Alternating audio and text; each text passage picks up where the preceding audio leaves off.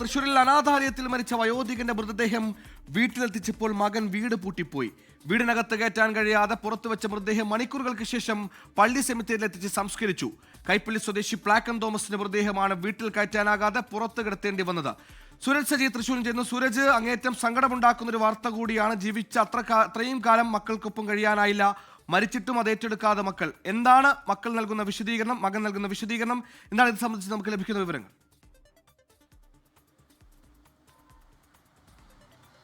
സുഹൈൽ കഷ്ടപ്പെട്ട് വളർത്തിയ മകനാണ് സ്വന്തം അച്ഛൻ്റെ മൃതദേഹം വീട്ടുമുറ്റത്തെത്തിച്ച ശേഷം ആ വീടിനകത്തേക്ക് പോലും കയറ്റാതെ വീട് പൂട്ടിപ്പോയത് എന്ന സങ്കടകരമായ സംഭവമാണ് അരങ്ങേറിയിരിക്കുന്നത്. തൃശ്ശൂർ അരിമ്പൂരിലാണ് ഈ സംഭവം നടക്കുന്നത്. അതായത് കൈപ്പള്ളി സ്വദേശിയായിട്ടുള്ള പ്ലാക്കൻ തോമസ്, അതോടൊപ്പം തന്നെ ഭാര്യ റോസ്ലി, ഇരുവരും 6 മാസം മുമ്പ് അന്തിക്കാട് പോലീസിന് ഒരു പരാതി നൽകുന്നു. മകനും മരുമകളും തന്നെ മർദ്ദിക്കുന്നു എന്നുള്ളതായിരുന്നു അന്ന് അന്തിക്കാട് പോലീസിന് നൽകിയ പരാതി. ഈ പരാതിയുടെയൊക്കെ അടിസ്ഥാനത്തിൽ അതോടൊപ്പം തന്നെ ഈ നാട്ടുകാർ വിവരം അറിയിച്ചതിനൊക്കെ തുടർന്ന് സാമൂഹ്യനീതി വകുപ്പിന്റെ ഉദ്യോഗസ്ഥർ അവിടെ എത്തി പിന്നീട് ഇവരെ 2 വൃദ്ധസദനങ്ങളിലേക്ക് മാറ്റുകയായിരുന്നു. അത് ഒന്ന് കാരമുക്കിൽ പ്രവർത്തിക്കുന്നു, അതോടൊപ്പം തന്നെ മണലൂരിൽ പ്രവർത്തിക്കുന്ന ഈ അനാഥ മന്ദിരത്തിലേക്ക് ഇവരെ മാറ്റുന്നു.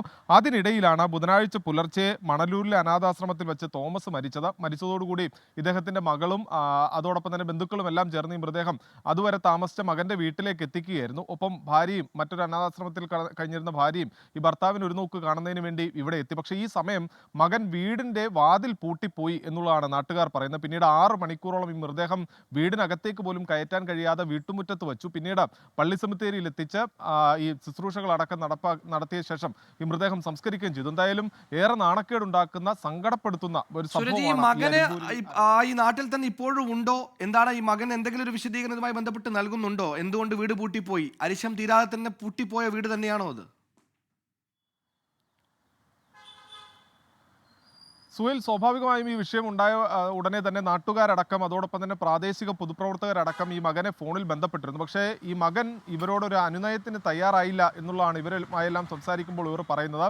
ഈ വീടിൻ്റെ വാതിൽ തുറന്നു കൊടുക്കാൻ മകനോട് പറഞ്ഞു. പക്ഷേ ഈ 6 മണിക്കൂർ കാത്തിരുന്നെങ്കിൽ പോലും, അതായത് ഈ പലരും മാറി മാറി വിളിച്ച സ്ഥിതിക്കൊക്കെ മകൻ വന്ന് വാതിൽ തുറന്നു കൊടുത്താലോ എന്ന് കരുതിയാണ് ഈ 6 മണിക്കൂറോളം ഇവർ കാത്തിരുന്നത്. പക്ഷേ ഈ 6 മണിക്കൂറോളം കാത്തിരുന്നിട്ടും മകൻ വന്നില്ല എന്നുള്ളതാണ് നിലവിൽ ഈ നാട്ടുകാരും ബന്ധുക്കളുമായെല്ലാം സംസാരിക്കുമ്പോൾ അവർ പറയുന്ന കാര്യം.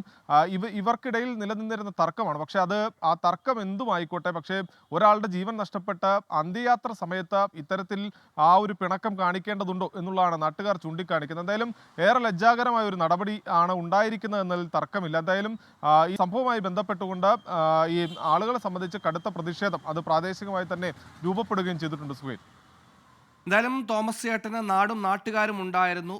മകൻ എന്ന ചില മനുഷ്യരെ നമുക്ക് സാങ്കേതികമായി തന്നെയാണ് മകൻ, മകൾ എന്നൊക്കെ വിളിക്കാൻ കഴിയൂ. അച്ഛന് നൽകേണ്ട സ്നേഹവും കരുതലും ഒന്നും കൊടുക്കാതെ മരിച്ചു കഴിഞ്ഞിട്ടും ആ മൃതദേഹം ആ വീട്ടിലേക്കൊന്നു പോലും കയറ്റാൻ പോലും സമ്മതിക്കാതെ, ഒന്നും തിരിഞ്ഞു നോക്കാതെ പോകുന്ന മനുഷ്യരെ, മക്കളെ സാങ്കേതികമായി മാത്രമേ നമുക്ക് മകൻ എന്ന് വിളിക്കാൻ പറ്റുള്ളൂ. എന്തായാലും മകന്റെ ക്രൂരതയാണ് നമ്മൾ തൃശ്ശൂരിൽ നിന്ന് ഇപ്പോൾ കണ്ടത്. സൂരജാണ് വിവരങ്ങൾ നൽകിയത്.